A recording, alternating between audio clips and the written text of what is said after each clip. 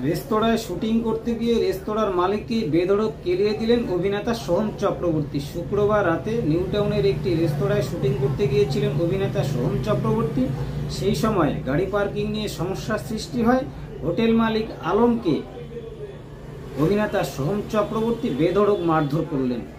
সোহমের অভিযোগ, হোটেল মালিক আলম অভিনেতা সোহম চক্রবর্তীকে খিস্তি করেছে। তারপর ক্ষুব্ধ হয়ে অভিনেতা সোহম চক্রবর্তী সেই রেস্তোরাঁর মালিক আলমকে মারধর করেছেন। অভিনেতা সোহম চক্রবর্তী সেই কথা স্বীকার করে নিয়েছেন। সিসিটিভি ক্যামেরায় ধরা পড়েছে অভিনেতা সোহম চক্রবর্তীর মারধর করার সেই ভিডিও, যে ভিডিও আজ সারাদিন নেট দুনিয়ায় রীতিমতো ভাইরাল। রেস্তোরাঁ মালিককে মারধর করার বিষয়ে কি বললেন অভিনেতা সোহম চক্রবর্তী এবং রেস্তোরাঁর মালিক যিনি মার খেলেন তিনি কি বললেন শুনুন। অ্যালাউ করেছিলাম, আমি এসছি, এখানে পার্কিং নিয়ে অসুবিধা হচ্ছিল, আমার স্টাফদের সঙ্গে মারপিট করলো। সোহম নিজে আমার গায়ে হাত দিল। এমএলএ সোহম আমার চোখের এখানে ফুটিয়ে দিয়েছে, বলেছে আমি অভিষেকের বন্ধু। আনলাম অভিষেক জানি না, আমার রেস্টুরেন্টের ব্যবসা হচ্ছে, একটা গাড়ি পার্কিং ঠিক করতে বলেছিলাম, আমার কোনো রকম নেই, এক পয়সা ফাইন্যান্সিয়াল ডিল নেই। তারপরেও বলছে সোহম হুমকি দিচ্ছে একদিনে রেস্টুরেন্ট বন্ধ করে দেবো। আর এ কথাও বলে দিচ্ছি, সোহম নিজে বলেছে, সোহম নিজে লাথি মেরেছে, তার ভিডিও ফুটেজ আমি দিয়ে দিচ্ছি। হ্যাঁ আমার হ্যাঁ একদম আমি জোড়াত করেছি, তার ভিডিও ফুটেজ যদি না দেখাতে পারি তা আমার নাম আলম না। সোহম লাত মেরেছে। আপনাকে লাত মেরেছে? একদম ভিডিও ফুটেজ আমার চোখের এখানে ভালো করে দিচ্ছি। তাদের কোনো অ্যাকশন নিল না? পুলিশ তো এখন উল্টো আমাকে বলছে থানায় চলো। 100 বার সোহমের দাদাগিরি, 100 বার আমাকে মেরেছে। ফুটেজ রয়েছে, আমার ছেলেদের ধরে ধরে মারছে, বলছে বন্ধ করে দেবে রেস্টুরেন্ট, হুমকি দিচ্ছে। কোনো রকম ফাইন্যান্সিয়াল ডিল না, আমরা বলেছিলাম আমাদের সামনে। ফাইন্যান্সিয়াল ডিল ছাড়া কিভাবে রেস্টুরেন্ট দিলেন? আমরা ফ্রি অফ কস্টে দিয়েছি, একজন সেলিব্রিটি আসছে আছে শুটিং করে না। ওই লোকাল থানাকে জানিয়েছিলেন? এটা আমি তো এখানে থাকি না, আমার ম্যানেজার, ওকেই দায়িত্ব দিয়েছিলাম। কেউ একজন এখানে শুটিং করবে, আপনি অ্যালাউ করবেন কি না? আমি কোথায় করবো? বললো রুটটাপে। আমি ঠিক আছে। বলছে কোনো পয়সা নেবেন কি না? আমি বললাম না, কোনো পয়সা নেবো না, উনি গেস্ট যখন। ঠিক আছে।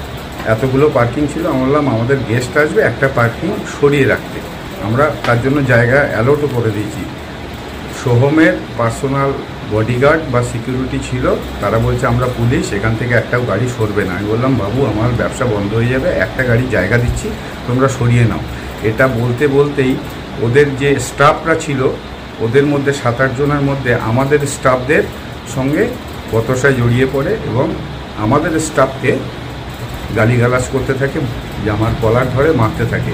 এমন অবস্থায় আমি সঙ্গে সঙ্গে গিয়ে হাত জোর করে বলেছি ঝামেলা করো না, এখান থেকে মিটিয়ে নাও, লোকাল থানায় ফোন করো, কেওয়াস মিটিয়ে নাও। বলতে বলতে একজন এসে, ওদের স্টাফদের একজন এসে আমার বুকের কলার ধরে বলছে জানিস সোহম হচ্ছে অভিষেক ব্যানার্জির বন্ধু। আমি বললাম দেখুন, হাত জোর করে বলছি, অভিষেকের বন্ধু হোক বা মোদির কেউ হোক, আমি ওই সবে ইনভলভমেন্টে যাচ্ছি না, আমার গেস্ট আসতে অসুবিধা হচ্ছে, একটা পার্কিং সরানোর জন্য আমি বলছি। তো ওদের স্টাফরা বলছে আমরা পুলিশ, একটা কিছু করব না। দিয়ে ওরা রীতিমতো আমাদের স্টাফদের এক এক করে ধরে ধরে মারতে লাগছে। এমন অবস্থায় সোহম উপর থেকে উঠে এসে বলছে কে বলেছিস? তুই বলেছিস? হ্যাঁ। কে কোনো পরিচয় জানলো না, কিছু করলো না, সঙ্গে সঙ্গে আমার বুকের কলার ধরে এইখানে একটা ঘুষি মারলো। ওনার 7-8 জন বডিগার্ড ছিল, তারপরে এক লাথ মারলো, আমি ওখানে ফ্লোরে পড়ে গেলাম। আমার ভিডিও ফুটেজ কভারেজ আছে। একজন অভিনেতা এবং এমএলএ, একজন জনপ্রতিনিধি এইভাবে একটা সাধারণ মানুষের সঙ্গে যদি ব্যবহার করতে পারে, গায়ে হাত তোলে, তাহলে উনি কিসের প্রতিনিধি?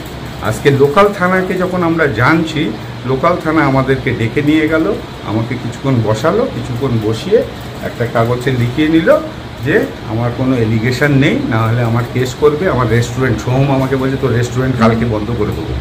শর্টটা হয়ে যাওয়ার পর আমি উঠে আসি, কী হয় জিজ্ঞেস করি, এবং আমি জিজ্ঞেস করি কী হয়, কী হয়েছে কি, এবং দুম করে এরকম পুলিশটা অন ডিউটি গার্ডে রয়েছে, তাদের গায়ে হাত, এবং এরকম একটা হটকারিতার সিচুয়েশন। তো মালিককে বলি, সে তো তার বড় মুগ্ধ তো না আসা করে হাত পাড়ে।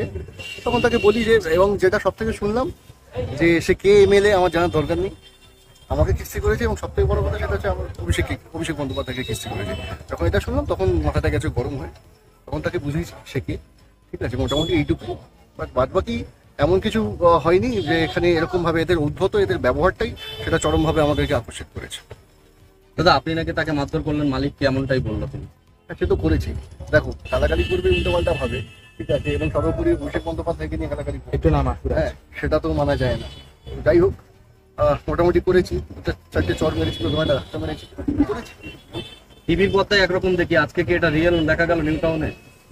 দেখো সেরকম তো নয়, টিভির পর্দায় ক্যারেক্টার অনুযায়ী হয়, কিন্তু এক এক সময় সেটা যাই হোক, টিভির পর্দাটা অন্য একটা সত্তা, কিন্তু আলটিমেটলি তো এন্ড অফ দ্য ডে মানুষই, আমাদেরও ইমোশন আছে, আমাদেরও সব কিছুই আছে, তো দ্যাটস ইট, তার প্রতিফলন হয়েছে। লোকাল থানায় জানিয়েছি, অফিসাররা এসেছিলেন, তো তাদেরকে নিয়ে গিয়ে তারা ইনভেস্টিগেট করবে।